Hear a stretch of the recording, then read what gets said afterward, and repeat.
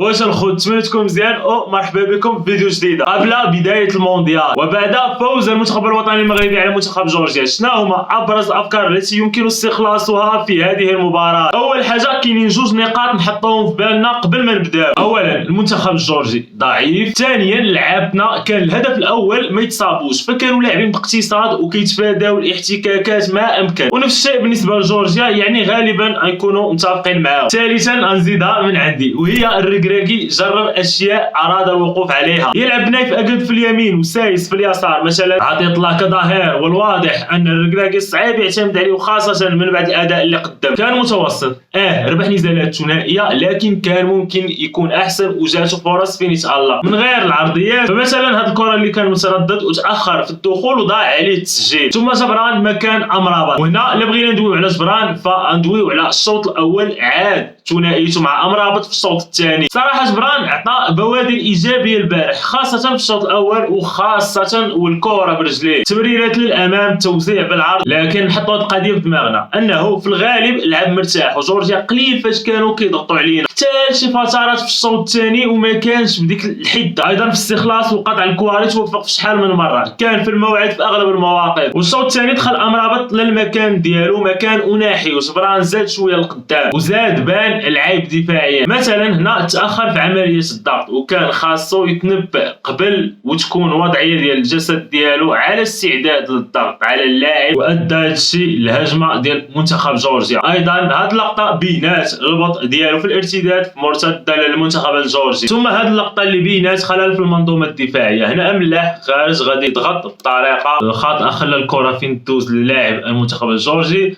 امرابط حتى هو غادي يخرج عند اللاعب ديال جورجيا باش يضغط عليه في هذه اللقطه.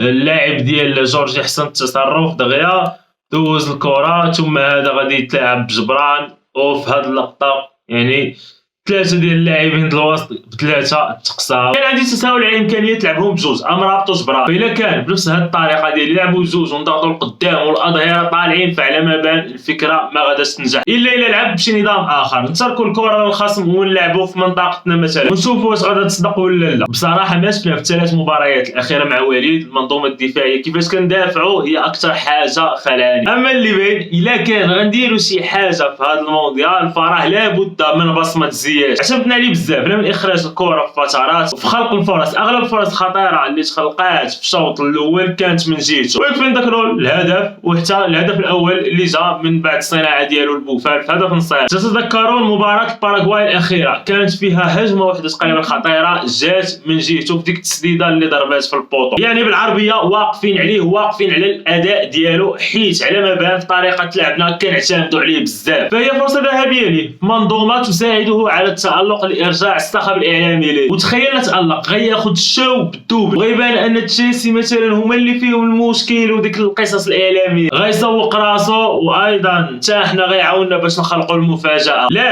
ولكن كيضيع شي كواري اللي ممكن هاد الشيء كامل ينقلب عليه وعلينا. بالعكس أنا لا أتكلم على هادو اللي كيحاول يخلق فيهم إبداع وما كيصدقوش. أصلا هو كيلعب بمبدأ هاي ريسك هاي ريورد، يعني مخاطرة عالية باش توصل المكافأة عاليه. وداكشي اللي انتج اننا نشوفوا هذاك الهدف الجميل اللي شفناه. وهذيك راه كان حاول يديرها في لقطه قبل لكن اللعاب ديال جورجيا تدخل. ها هاد الحاجه تقدر تكون تصافحتي مع هاد الفيديو في تيك توك.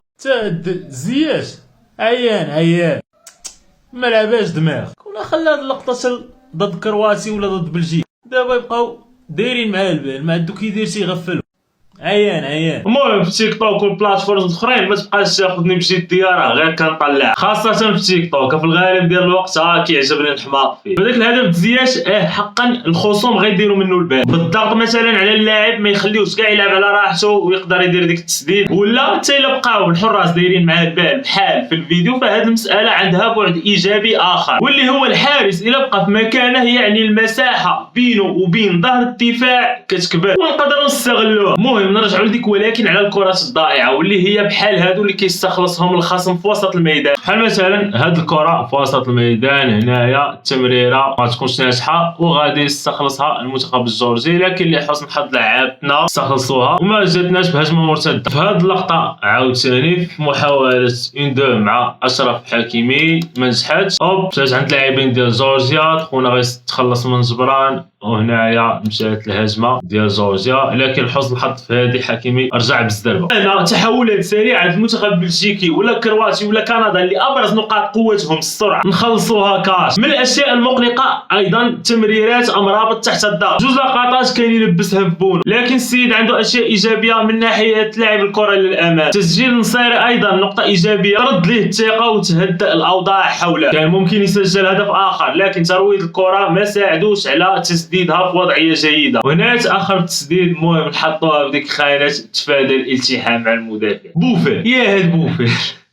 يا هاد بوفال دوك المراوغات واللقطات الفنيه حدا السونتر راه لا جو سمينو ولا تغني من جوع وكتمشي كره غير هكا. كاينه واحد اللقطه دار حدا التوش ما لقيتهاش، شوف ما اجمله هذيك الفنيات فاش كيدير حدا المرمى الطالون مثلا خلقات الخطوره لعطيه الله. فكنتمنى دوك الامكانيات يرجعوا على منتخبنا بالنفع، ماشي يرجعوا بالنفع على اصحاب قنوات ديال اليوتيوب سيد مهارات سفيان بوفال ودوك اللي كيديروا رده فعل. نتمنى حنا اللي نستافدوا. الحمد لله طمأن شويه، ديك الكره الوحيده اللي جات وداخل منطقه العمليات تعامل معها بطريقه جيده وجا منها ضربه جزاء. الفوز بثلاثه، تسجيل النصيري، مشاركه حمد الله ولاعابه الاخرين. التجارب اللي دارها الركراكي ربما حتى الاخطاء ولا مكان من الطرف مزيان اننا نوقفوا عليها قبل بايام. هذو كاملين نقاط ايجابيه. اخر حاجه في هذا الفيديو بغيت نزيدها هي لا الدفاع ديالنا، لا الدفاع ديال كندا، لا الدفاع ديال بلجيكا، لا الدفاع ديال كرواتيا عيانين بدرجات متفاوته. هل اللي عيان بزاف اللي عيان شويه. فالمنطق كيقول انه وارد جدا تكون اهداف كثيره في هذه المجموعه ولا على الاقل غتكون فرص كثيره.